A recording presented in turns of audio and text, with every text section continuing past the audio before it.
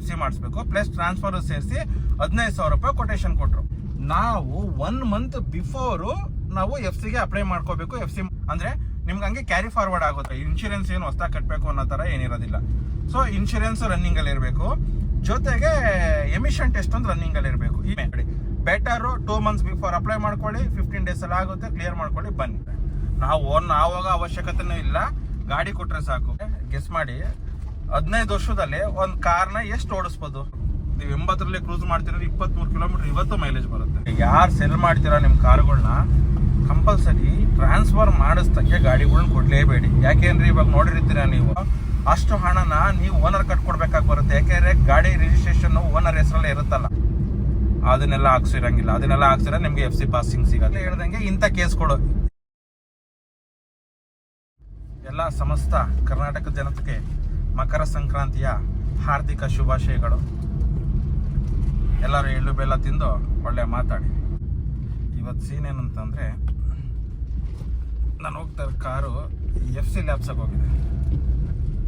15 ವರ್ಷಕ್ಕೊಂದ್ಸಲ ನೀವು ಯಾವಾಗ ಶೋರೂಮಿಂದ ತೊಗೊಂಬಂದಾಗ ಗಾಡಿ, ಶೋರೂಮಿಂದ 15 ವರ್ಷಕ್ಕೆ ನಮಗೆ ರೋಡಲ್ಲಿ ಪರ್ಮಿಷನ್ ಇರುತ್ತೆ ಈ ಗಾಡಿ ಫಿಟ್ನೆಸ್ ಸರ್ಟಿಫಿಕೇಟ್. ಒನ್ಸ್ 15 ಇಯರ್ಸ್ ಆದಮೇಲೆ ನಾವು ಹೋಗಿ RTOದಲ್ಲಿ ಮತ್ತೆ ಅದನ್ನು ಗಾಡಿ ಫಿಟ್ನೆಸ್ನ ಎಲ್ಲ ಚೆಕ್ ಮಾಡಿಸಿ, ಕಂಡೀಷನ್ಸ್ ಕರೆಕ್ಟಾಗಿದೆಯಾ, ನಾಯ್ಸ್ ಕರೆಕ್ಟಾಗಿದೆಯಾ, ಇಂಜಿನ್ಸ್ ಪರ್ಫಾರ್ಮೆನ್ಸ್ ಚೆನ್ನಾಗಿ ಮಾಡ್ತಾ ಇದೆಯಾ, ನಾಯ್ಸ್ ಬರ್ದಂಗೆ, ನೇಚರ್ಗೆ ಏನು ತೊಂದರೆ ಆಗ್ದಂಗಿದೆಯಾ, ಆಮೇಲೆ ಈ ಗಾಡಿ ರೋಡಲ್ಲಿ ಓಡಿಸೋದಕ್ಕೆ ಯೋಗ್ಯನಾ ಅನ್ನೋ ರೀತಿ ಒಂದು ಸರ್ಟಿಫಿಕೇಟನ್ನು ಮಾಡಿಕೊಡ್ತಾರೆ. ಅನದರ್ 5 ಇಯರ್ಸಿಗೆ ವೈಟ್ ಬೋರ್ಡ್ ಗಾಡಿಗಳಿಗೆ. ಸೊ ನಾವೇನು ಮಾಡಬೇಕು, ಇವಾಗ ನನ್ನ ಗಾಡಿ ಬಂದುಬಿಟ್ಟು ಆಲ್ರೆಡಿ 2 ತಿಂಗಳಾಗಿದೆ ಎಕ್ಸ್ಪೈರ್ ಆಗಿದೆ. ನಂದು 1 ಜನವರಿಗೆ ಎಕ್ಸ್ಪೈರ್ ಡೇಟ್ ಇದ್ದಿದ್ದು. ನಾನು ನೋಡ್ಕೊಳ್ಳಿಲ್ಲ. ಏನು ನೋಡ್ಕೊಳ್ಳಿಲ್ಲ ಅನ್ನೋದಕ್ಕೂ ಒಂದು ಮೇನ್ ಕಾರಣ ಐತೆ. ಸೀನ್ ಏನು ಅಂತ ಅಂದರೆ, ಜಾನ್ವರಿ 1ಗೆ FC ಲ್ಯಾಬ್ಸ್ ಆಗಿರೋದು. ಸೊ ಅದಕ್ಕೆ ಮುಂಚೆ ನಾನು FC ಮಾಡ್ಸೋದಕ್ಕೆ ಅಂತ ಹೋಗಿದ್ದಿದ್ದೆ. ಒಂದು HDFC ಬ್ಯಾಂಕ್ ಲೋನ್ ಇತ್ತು. ಆ ಲೋನಲ್ಲಿ NOC ಬಂದ್ಬಿಟ್ಟು ಕ್ಲೋಸ್ ಆಗಿರಲಿಲ್ಲ.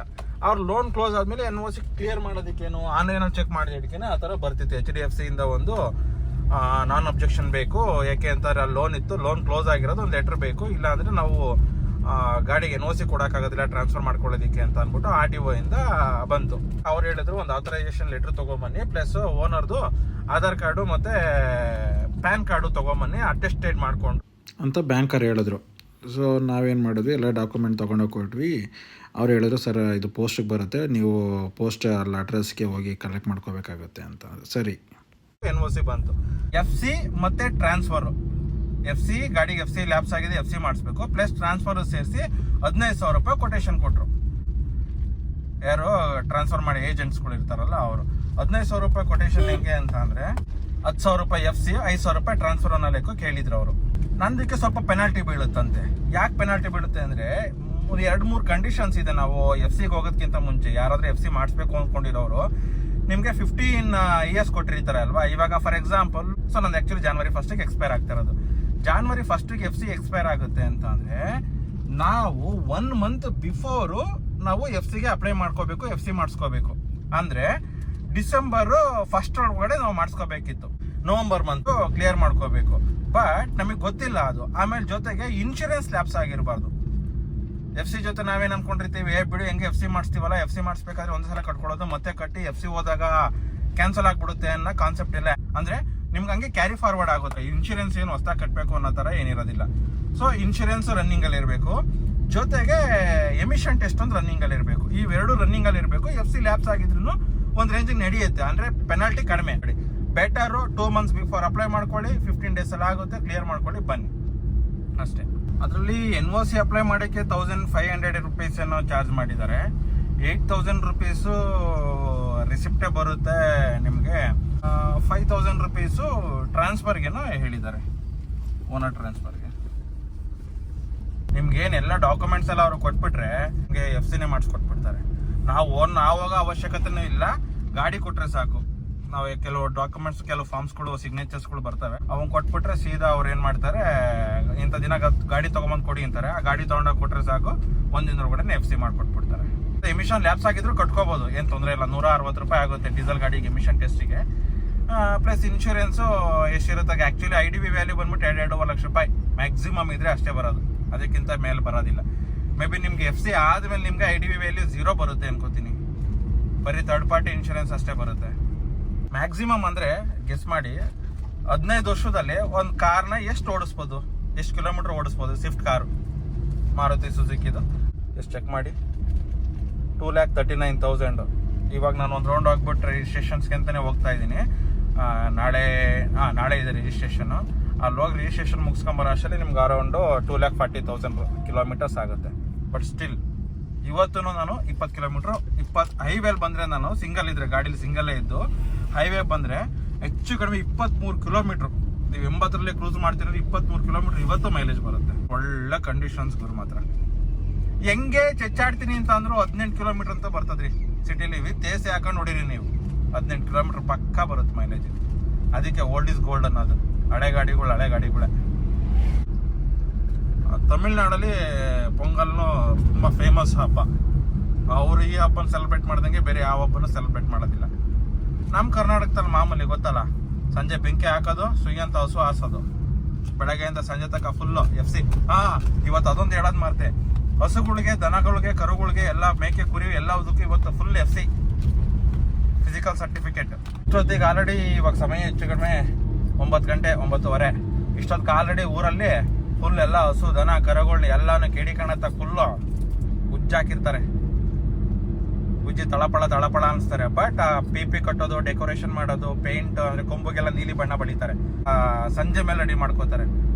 ನಾವು ಅವಾಗ ಏನ್ ಮಾಡ್ತಿದ್ವಿ ಅಂದ್ರೆ ಹಸುಗಳಿಗೆ PP ತರ್ತಿದ್ರು. ಆ PP ಮತ್ತೆ ಟೇಪು ಮತ್ತೆ ಸುನಾರಿನೋ ಅಂತೀವಿ ನಾವು.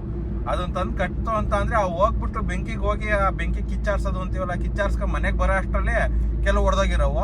ಮನೆಗೆ ಬಂದಿಟ್ಕೆ ಇಮಿಡಿಯೇಟು ಬಲೂನ್ ಕಿತ್ಕೊಂಡು ಬಲೂನ್ ಆಟ ಆಡ್ತಿದ್ದಿತ್ತು ಕೆಲಸ.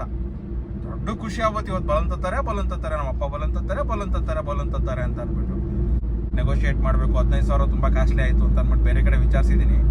ನೋಡೋಣ 15,000 ಆಗುತ್ತೆ, ನಾನೊಂದು 13 ಕೊಡೋಣ ಅಂತ ಅನ್ಕೊಂಡಿದ್ದೀನಿ. ನೋಡೋಣ ಅವ್ನು ಎಷ್ಟು ಕೇಳ್ತಾನೆ ಅಂತ ಅಂದ್ಬಿಟ್ಟು. 1,000 ಕಡಿಮೆ ಮಾಡ್ತಾರೆ ಅಷ್ಟೇ, ಜಾಸ್ತಿ ಕಡಿಮೆ ಮಾಡೋದಿಲ್ಲ.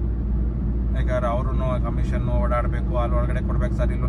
ನಾನು ಅದೇ ಗೊತ್ತಿಲ್ಲ ಗುರು, ಒಳಗಡೆ ಕೊಡಬೇಕು ಇಲ್ಲಿ ಕೊಡಬೇಕು ಅಂತಾರೆ. ಈಗ ಲೀಗಲ್ ಆಗಿ ಅವನು ನಾನು ಲೇಟಾಗಿ ಹೋಗೋದಕ್ಕೆ, ಈಗ 2 ತಿಂಗಳು ಲೇಟ್ ಆಗಿರೋದಕ್ಕೆ ಪೆನಾಲ್ಟಿ, ಇಂಟ್ರೆಸ್ಟ್ ಏನಿದೆ ಎಲ್ಲ ಸೇರಿಸೇ ತಗೊಳ್ಳೋದು payments.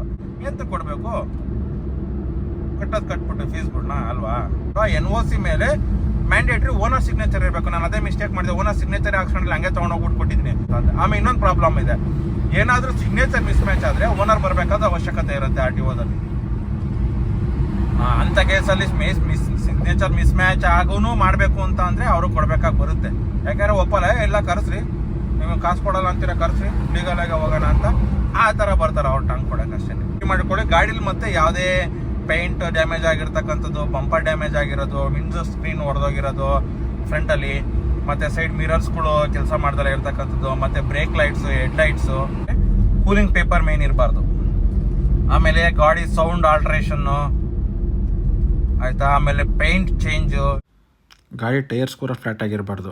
Front back 2 tyre good ಕಂಡೀಷನಲ್ಲಿ ಇರಬೇಕು. RC ಬುಕ್ಕಲ್ಲಿ ಏನು ರಿಜಿಸ್ಟ್ರೇಷನ್ ಇರುತ್ತೆ, ಏನು ಕಲರ್ ಅಂತ ಇರುತ್ತೆ, ಡ್ಯೂಯಲ್ ಕಲರ್ ಇದ್ರೆ ಡ್ಯೂಯಲ್ ಟೋನ್ ಕಲರ್ ಅಂತಾನೆ ಇರುತ್ತೆ, ಸಿಂಗಲ್ ಕಲರ್ ಇದ್ರೆ ಸಿಂಗಲ್ ಕಲರ್ ಅಂತಾನೆ ಇರುತ್ತೆ.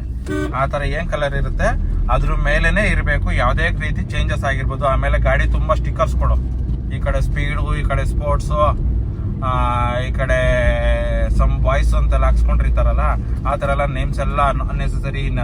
ವಿಂಡ್ಶೀಲ್ಡಲ್ಲಿ ಮೇಯ್ನು ಆ ಥರ ಎಲ್ಲ ಹಾಕ್ಸಂಗಿಲ್ಲ. Extra fit. ಆಮೇಲೆ ಹಾರನ್ಸ್ ಎಲ್ಲ ನೀವು ಪೂಮ್ ಅನ್ನೋ ಥರ ಹಾರನ್ಸು.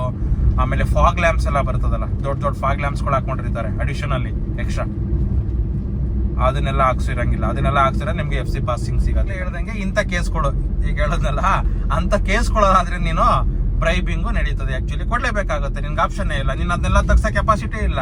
ಅದನ್ನೆಲ್ಲ ತಗ್ಸೋಕೋರೆ ನಿನ್ಗೆ ಡಬಲ್ ದ ಕಾಸ್ಟ್ ಆಗ್ಬಿಡುತ್ತೆ. ಅವಾಗ ಏನು ಮಾಡ್ತೀಯಾ?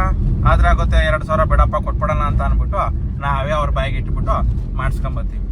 ಈ ಸೀನ್ ಆಗುತ್ತೆ. ಈ ಸೀನಲ್ಲಿ ಬ್ರೈಬ್ ಕಂಪಲ್ಸರಿ ನಡೀತದೆ. ನೀನು ಕೊಡಲೇಬೇಕು, ಆಪ್ಷನ್ ಇಲ್ಲ ಲ್ಯಾಪ್ಸ್ ಮಾಡ್ತಾರೆ. ಹೋಗು ಅದನ್ನೆಲ್ಲ ತೆಗೆಸ್ಕೊಂಡು ನೀಟಾಗಿ ಗಾಡಿ ಹೆಂಗೆ ಕಂಡೀಷನ್ ತಗೊಂಬ, ವಿತೌಟ್ ಬ್ರೈಬ್ ಮಾಡ್ಕೊಡ್ತೀನಿ ಅಂತ ಹೇಳ್ಬೋದು. ಇದು ಬೇಸಿಕ್ ಥಿಂಕು. ಗಾಡಿ ನೋಡೋದಕ್ಕೆ ಕಂಡೀಷನ್ ಆಗಿರಬೇಕು. ಅಂದರೆ ಇದು ರೋಡಲ್ಲಿ ಓಡೋದಕ್ಕೆ ಫಿಟ್ಟಪ್ಪ ಅನ್ನೋ ಥರ ನೋಡಿದವ್ರಿಗೆ ಅನಿಸ್ಬೇಕು. ನಿಮ್ಮ ಸರ್ಟಿಫಿಕೇಟ್ ತಗೊಳಕ್ಕೆ ಹೋಗೋ ಟೈಮಲ್ಲಿ ಅವಾಗ ಅವರು ಸರ್ಟಿಫಿಕೇಟ್ಗೆ ಓಕೆ ಇದು ಫಿಟ್ಟು ರೋಡು, ಫಿಸಿಕಲ್ಲಿ ಫಿಟ್ ಆಗಿದೆ ಅಂತ ಅಂದ್ಬಿಟ್ಟು ಒಂದು ಸರ್ಟಿಫಿಕೇಟ್ ಕೊಡ್ತಾರೆ. ಅನದರ್ 5 ಇಯರ್ಸ್ಗೆ. ಮತ್ತೆ 5 ಇಯರ್ಸ್ ಆದ್ಮೇಲೆ ಮತ್ತೆ ಅದೇ ಕಥೆನೆ. ಎಷ್ಟು ವರ್ಷ ಕೊಡ್ತಾರೋ ಗೊತ್ತಿಲ್ಲ. ಆ್ಯಕ್ಚುಲಿ 15 ಇಯರ್ಸ್ಗೆ ಡೀಸೆಲ್ ಗಾಡಿಗಳನ್ನ ಬ್ಯಾನೇ ಮಾಡಬೇಕು ಅಂತಲೇ ಇದ್ರು. ಬಟ್ ಡೀಸೆಲ್ ಗಾಡಿಗಳು ಬ್ಯಾನ್ ಮಾಡಿಲ್ಲ, ಇನ್ನೂ ನಡೀತಾ ಇದೆ. ಅದ್ರ 5 ಇಯರ್ಸ್ ಕೊಡ್ತಾರೆ. ಮೇ ಬಿ ಫ್ಯೂಚರಲ್ಲಿ 15 ಇಯರ್ಸ್ಗೆ ಕ್ಲೋಸ್. ಯಾವತ್ತು ಏನು ಮಾಡಿ ಗೊತ್ತಾ, ಈಗ ಬೈಯರ್ನ ಬಿಟ್ಕೊಡಿ, ಯಾರು ಸೆಲ್ ಮಾಡ್ತೀರೋ ನಿಮ್ಮ ಕಾರುಗಳನ್ನ ಕಂಪಲ್ಸರಿ ಟ್ರಾನ್ಸ್ಫರ್ ಮಾಡಿಸ್ದಂಗೆ ಗಾಡಿಗಳ್ನ ಕೊಡಲೇಬೇಡಿ. ಯಾಕೆಂದ್ರೆ ಇವಾಗ ನೋಡಿರ್ತೀರ ನೀವು, ಅಲ್ಲಿ ಇದು ದರೋಡೆ ಆಯಿತು, ರಾಬ್ರಿ ಆಯಿತು, ಕಳ್ತನ ಆಯಿತು, ಮೊನ್ನೆ ATM ಗಾಡಿ ರಾಬ್ ಆಯಿತು, ರಾಬ್ರಿ. ಸೊ ಈ ಥರ ಕೇಸಸ್ಗೆಲ್ಲ ಈ ಥರ ಟ್ರಾನ್ಸ್ಫರ್ ಆಗದೇ ಇರೋ ಗಾಡಿಗಳನ್ನ ಯೂಸ್ ಮಾಡಿದ್ರೆ, ಇಲ್ಲ ಇವನು ಇನ್ಶೂರೆನ್ಸ್ ಕಟ್ಟಿರೋದಿಲ್ಲ, ಯಾರೋ ತೊಗೊಂಡೋಗಿರೋನು, ಸೊ ಏನು ಮಾಡ್ತಾರೆ, ಎಲ್ಲೋ ಹೋಗೋ ಒಂದು ಆಕ್ಸಿಡೆಂಟ್ ಆಗುತ್ತೆ, ಅವ್ರು ಎಸ್ಕೇಪ್ ಆಗ್ತಾರೆ, ಯಾವುದೋ ಒಂದು ಲೈಫ್ ಡೆತ್ ಆಗುತ್ತೆ, ಲೈಫ್ಗೆ ಡ್ಯಾಮೇಜ್ ಆಗುತ್ತೆ. ಸೊ ಅವನಿಗೆ ಈಗ ಯಾವ್ದಾರ ಲೈಫ್ ಡ್ಯಾಮೇಜ್ ಆಗಿರುತ್ತಲ್ಲ, ಆ ಲೈಫ್ ಡ್ಯಾಮೇಜ್ ಆಗಿರೋನ್ಗೆ ಪೂರ್ತಿ ಅವ್ನು ಎಷ್ಟು ಕೊಡ್ತಾರೋ ಅಪ್ಲೈ ಮಾಡ್ತಾರೋ ಅಷ್ಟು ಹಣನ ನೀವು ಓನರ್ ಕಟ್ಕೊಡ್ಬೇಕಾಗಿ ಬರುತ್ತೆ. ಯಾಕೆಂದ್ರೆ ಗಾಡಿ ರಿಜಿಸ್ಟ್ರೇಷನ್ ಓನರ್ ಹೆಸರಲ್ಲೇ ಇರುತ್ತಲ್ಲ. ಸೊ ಬೆಟರ್ ಇದೆಲ್ಲ ರಿಸ್ಕ್ ಬೇಡ. ಫಸ್ಟ್ ಆಫ್ ಆಲ್ ಗಾಡಿ ಕೊಡ್ತೀರಾ ನೀವು, ಗಾಡಿ ಕೊಡೋದ್ ಮೇನ್ ಅಲ್ಲ, ಸೇಲ್ ಮಾಡೋದ್ ಮೇನ್ ಅಲ್ಲ. ಸೇಲ್ ಮಾಡಿದ್ಮೇಲೆ ಅವ್ರ ಹೆಸರು ಟ್ರಾನ್ಸ್ಫರ್ ಮಾಡ್ಕೊಟ್ಬಿಡ್ಬೇಕು ಫಸ್ಟು, ಸೇಫರ್ ಸೈಡ್. ಅಪ್ಪ ನಮ್ಗೆ ಯಾಕೆ, ನಾವೆಲ್ಲ ಫಾರ್ಮ್ಸ್ ಎಲ್ಲ ಸಿಗ್ನೇಚರ್ ಮಾಡಿ ಕೊಟ್ಬಿಟ್ಟಿದ್ದೀವಿ, ಅವ್ರ ಕರ್ಮ ಅವ್ರು ಮಾಡ್ಕೊಳ್ಳಿ ಅನ್ನಂಗಿಲ್ಲ. ಅಂಟಿಲ್ ಟ್ರಾನ್ಸ್ಫರ್ ಆಗಿ ಅವ್ರ ಹೆಸರಲ್ಲಿ ನಿಮ್ಮ ಗಾಡಿ ರಿಜಿಸ್ಟ್ರೇಷನ್ ಆಗೋ ತನಕ ಗಾಡಿದ್ದು ಹೋಲ್ ಅಂಡ್ ಸೋಲ್ ಪೂರ್ತಿ ಜವಾಬ್ದಾರಿ ನಿಮ್ಮದೇ ಆಗಿರುತ್ತೆ. ಒಳ್ಳೇದಾಗಿರ್ಬೋದು, ಕೆಟ್ಟದಾಗಿರ್ಬೋದು ಎಲ್ಲ. ನಾನು ಇವತ್ತು ಸಂಕ್ರಾಂತಿ ಹಬ್ಬ ಆಗಿರೋದ್ರಿಂದ ಎಲ್ಲೆಲ್ಲೂ ಬರೀ ಕಬ್ಬಿಂದ ಸಂತೆ. ಕಬ್ಬು ಅಂದರೆ ಇವು ನಮ್ಮ ನಾಟಿ ಕಬ್ಬಲ್ಲ, ಇವೆಲ್ಲ ಮೋರಿಸ್ ಕಬ್ಬು ಅಥವಾ ನಾವು ಪಟವಳಿ ಕಬ್ಬು ಅಂತಲೂ ಕರಿತೀವಿ. ಇಲ್ಲೆಲ್ಲ ಮೋರಿಸ್ ಕಬ್ಬು ಅಂತ ಕರೀತಾರೆ. ಈ ಸಂಕ್ರಾಂತಿಲಿ ಪ್ಲಸ್ ಆಯುಧ ಪೂಜೆಲೇನೆ ಈ ಕಾರ್ಪೊರೇಷನ್ ಅವ್ರ ಪಾಪ ಹೆವಿ ಕೆಲಸ ನೋಡಿ. ಇಲ್ಲಿ ಬಿದ್ದಿರೋ ಕಸ ಗಿಸ ಎಲ್ಲ ತುಂಬ್ಕೊಂಡು ಹೋಗ್ಬೇಕು ಅವರು, ಅಂದರೆ ಹೊಡಿತಾನೆ ಇರ್ತಾರೆ ಪಾಪ, ಇವತ್ತು ನಾಳೆ ಎಲ್ಲ ತುಂಬಿ ಕಬ್ಬಿನ ಮೇಳ. ಇದ್ರ ಜೊತೆಗೆ ನೀವು ಟ್ರೈ ಮಾಡ್ತೀನಿ ಅಂತ ಅಂದರೆ ಅವರೇ ಮೇಳ ನಡೀತಾ ಇದೆ ನೋಡಿ, ಫುಡ್ ಸ್ಟ್ರೀಟಲ್ಲಿ ಅವರೇ ಮೇಳ. ಒಳ್ಳೊಳ್ಳೆ ಅವರೇ ಕಾಳಿಂದ ಮಾಡಿ, ಅವರೇ ಬೇಳೆಯಿಂದ ಮಾಡಿರ್ತಕ್ಕಂಥ ಸಿಕ್ಕಾಪಟ್ಟೆ ಫುಡ್ ಐಟಮ್ಸ್ ಎಲ್ಲ ಇರ್ತವೆ. ಬೇಕಂದರೆ ಹೋಗಿ ಅವರೇ ಮೇಳ ಟ್ರೈ ಮಾಡಿ. 8:30 ಬರೋಕ್ಕೆ ಹೇಳಿದ್ರಿ ಇವತ್ತು ರಿಜಿಸ್ಟ್ರೇಷನ್ಗೆ ಅಂದ್ಬಿಟ್ಟು. ಸೊ 8:30ಗೆ ಅವ್ರ ಆಫೀಸ್ ಹತ್ರ ಹೋಗಿ ಅವ್ರನ್ನ ಪಿಕ್ ಮಾಡಿಕೊಂಡು ಸೆಕೆಂಡ್ ಸ್ಟೇಜು ಮೆಟ್ರೋ ಸ್ಟೇಷನ್ ಹಿಂಭಾಗದಲ್ಲಿ FC ಪಾಸಿಂಗ್ ಎಲ್ಲ ಮುಗಿಸ್ಕೊಂಡು ಅಲ್ಲಿಂದ ರಾಜಾಜಿನಗರಕ್ಕೆ ಹೋಗಿ ಅಲ್ಲಿ ಟ್ಯಾಕ್ಸಿ ಎಲ್ಲ ಅಲ್ಲಿ ಪೇಮೆಂಟ್ ಮಾಡಬೇಕು. ಇಲ್ಲಿ ಬೆಸ್ಟ್ ಫೈಲ್ಗೆಲ್ಲ ಸಿಗ್ನೇಚರ್ ಹಾಕ್ಕೊಡ್ತಾರೆ ಪಾಸ್ ಅಂತ ಅಂದ್ಬಿಟ್ಟು. ಟ್ಯಾಕ್ಸ್ ಏನಿರುತ್ತೆ ಅದೆಲ್ಲ ಹೋಗ್ಬಿಟ್ಟು ರಾಜಾಜಿನಗರದಲ್ಲಿ ಪೇಮೆಂಟ್ ಮಾಡಿಬಿಟ್ಟು ಅಲ್ಲಿಂದ ಮನೆಗೆ ಬರೋಷ್ಟರಲ್ಲಿ 1 ಗಂಟೆ.